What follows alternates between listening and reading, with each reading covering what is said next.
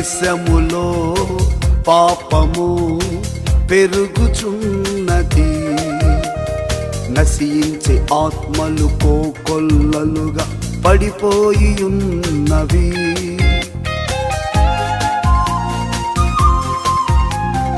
దేశములో పాపము పెరుగుచున్నది, నశించే ఆత్మలు కోకొల్లలుగా పడిపోయి ఉన్నవి.